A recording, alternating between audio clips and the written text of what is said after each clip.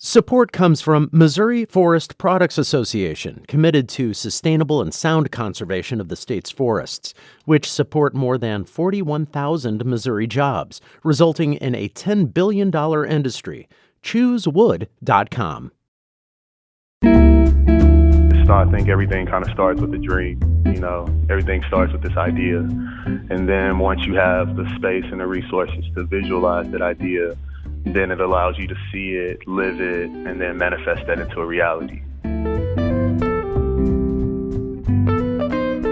Because basically when I was younger, I had went to a residency that gave me time and space just to be an artist full time. And when I left that space, I decided to just make art. And so now I kind of want to recreate this space and make this a reality where, these artists can come together.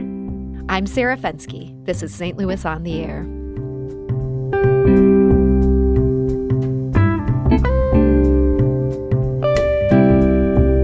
Artist Aaron Fowler is in high demand these days. He's been featured in some of the art world's buzziest galleries and best museums. He scored solo exhibitions at the Columbus College of Art and Design and the Seattle Art Museum. But Aaron Fowler never had a solo show in his hometown. Until now. On Saturday, his newest exhibition opens at the Luminary on Cherokee Street. Into Existence, Genesis, is his biggest project to date, and he joins us today to tell us about it. So, Aaron Fowler, welcome to the show. Hey, how you doing? So, Aaron, I understand the idea for this show came from something your grandmother used to say. What is that? Into Existence, this has been like a mantra that my grandma used to tell me all the time. Just about standing on what you believe in and doing what you believe in and know that you can do anything. Not maybe you might do something or you might do, take care of business, but knowing that you can do anything. And almost that's something that I keep with me. Speaking to what you want to happen, this almost actualizes it. Yes, ma'am. I understand you played with this same theme in your Seattle Art Museum show. This opened in 2019. That was called Into Existence. How does Into Existence Genesis build on that show? The show that I created in Seattle, that was mostly objects that spoke about things I wanted to manifest, like freeing one of my friends out of jail and spending more time with my family and creating stores of like a culture that I created with a friend. But those were just objects. So this, with Genesis, this finally gave me an opportunity to create real spaces to manifest ideas in real time. So Genesis is a reflection of these things actually functioning with people in it that are using it and manifesting their dreams in real time. And when you talk about real spaces, you mean an actual physical space. You had a storefront or have a storefront on Cherokee where you've had friends sort of bringing their dreams into reality. Tell us about that. This year, 2834 Cherokee, I've always wanted to create a space that basically gave people the opportunity to live out their passions so they can do that full time. So, this fall we had 4 people so far come through. One girl I grew up with, her name's Tracy Petty. Another guy, cousin Earl Isam, and Carr Lewis. But Tracy, she was selling lingerie. That was one of her things. And also doing a non-for-profit in the dedication to her mother, Adrian, who passed away from breast cancer. And she basically she used to give away clothes to the homeless, which she still does, and give back to school stuff to kids. And she would do these these non-for-profit giveaways, and we kind of created a space for her to make that come true. So basically a space for her to live out her lingerie store, and instead of selling it out of a car, but basically having a real space that I created a visual for. So we kind of made it like a sex dungeon vibe with lace on the walls to sell her lingerie, but then in the back it was like cloudy, kind of like a heaven vibe to represent the non-for-profit that she's doing.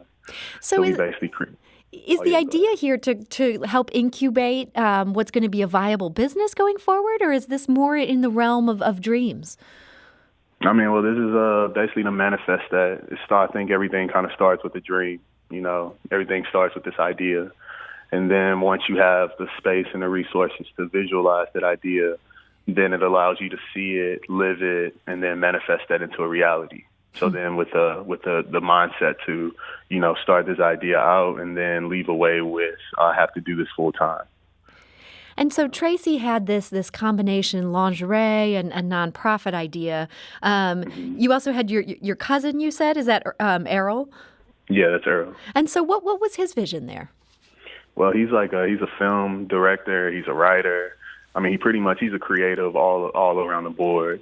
But he had these series of movies called Trap Demon, which is basically like him being a pastor and kind of basically reflecting like things that are going on in the streets and him basically speaking about that culture and bringing that to, he always wanted to make this trap demon character into having a church.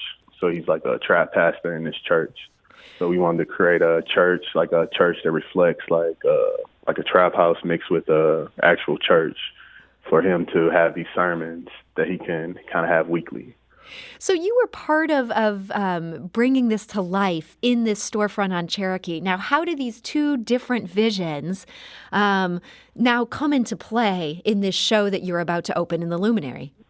I mean, well, basically, all these visions are going to come.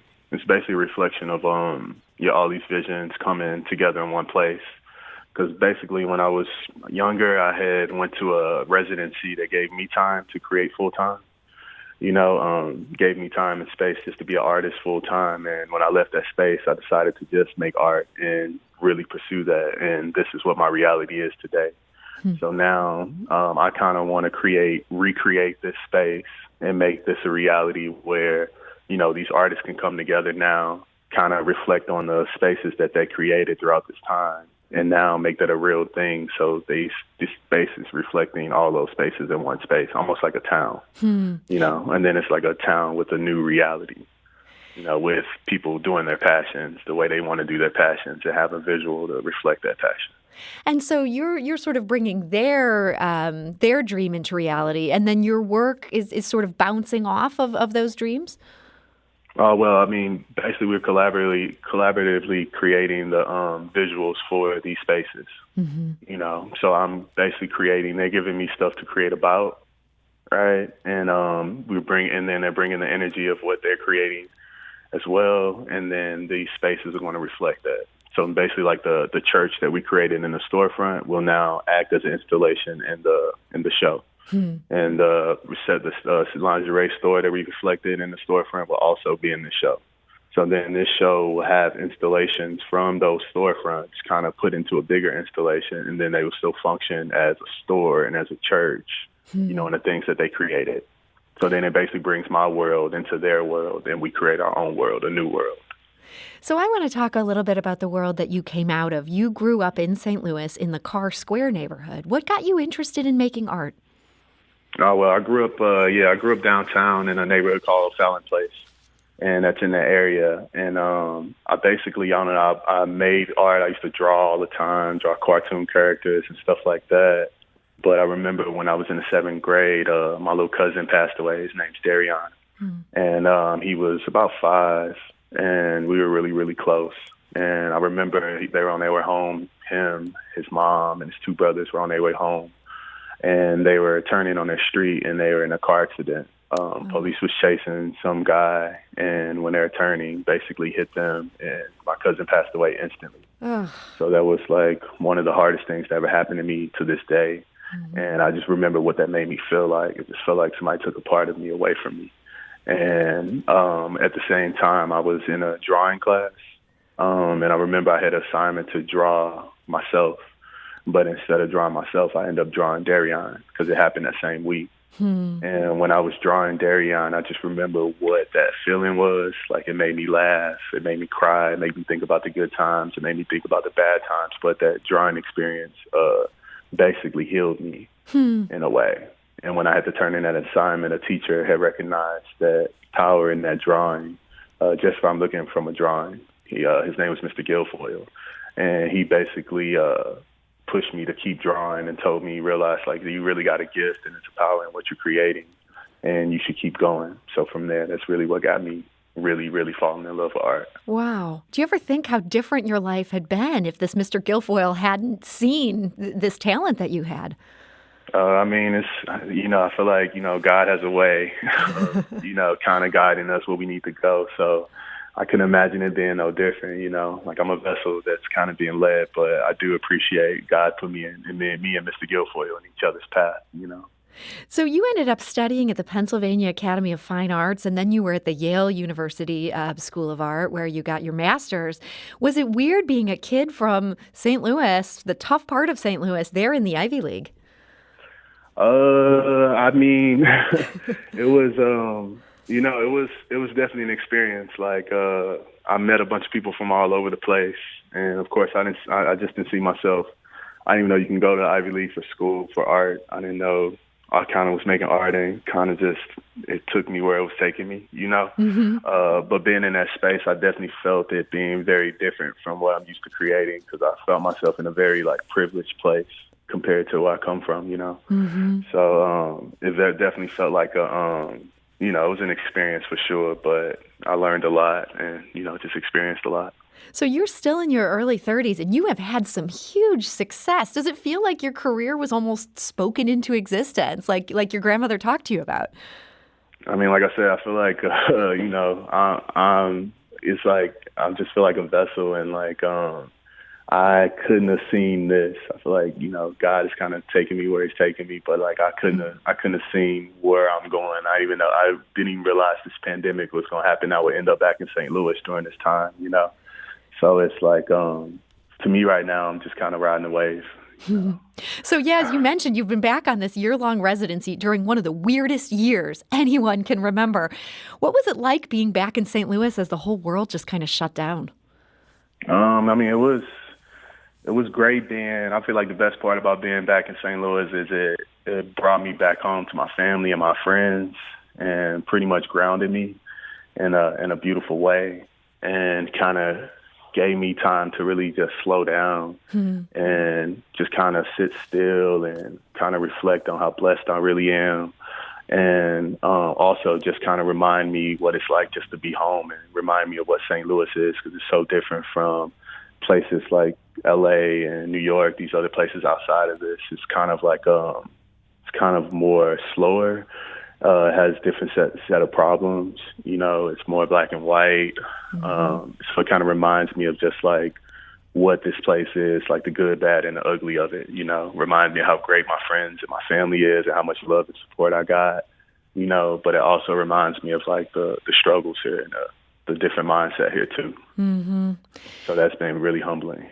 And so now that this year's residency is almost coming to a close, do you see yourself continuing to spend a significant amount of time here? To be honest, I feel like St. Louis will always be home. It has always been home. I've always been this been a place that I come back and kind of regroup and ground myself when I'm starting new bodies of work or entering new chapters in my life. So I feel like I'll always be coming back home to St. Louis, and, as I'm moving forward, and, kind of really just always being back, God willingly, but at the same time too, I'm just letting God take me where he needs to, Mm-hmm. So you're installing this show now. It opens this Saturday. This is a big deal. It's open to the public. People should come down to the Luminary and check this out. Is there a lot left to do, or are you all ready for the opening? Oh, I'm in the midst of it right now. I'll be working all the way to the doors open, most likely. You're cutting this close here, huh? You're going to be working up through Saturday morning? Well, at this point, it's a lot of fun, I'm finally seeing this work in this space. It's been pretty much a freestyle, just based off the things that have been happening and changes and Corona, and just been pretty much a freestyle. So I'm kind of just having fun right now at this point, putting it together. Well, I'm so glad to hear that, and I know the whole city can't wait to see how this has come together. So, Aaron Fowler, thank you so much for joining us today. Thank you. I appreciate you. Thank you.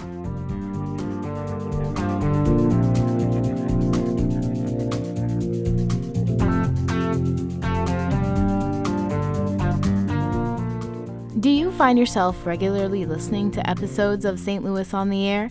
Suggest us to a friend you think might enjoy our conversations, and leave us a review and rating on Apple Podcasts on the App Store.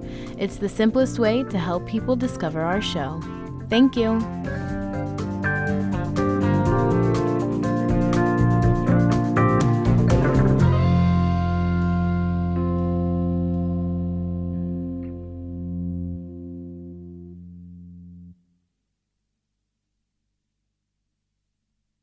Support comes from the Missouri Forest Products Association, providing more than 41,000 jobs in the production of wood pallets, railroad ties, white oak barrels, hardwood floors, and more.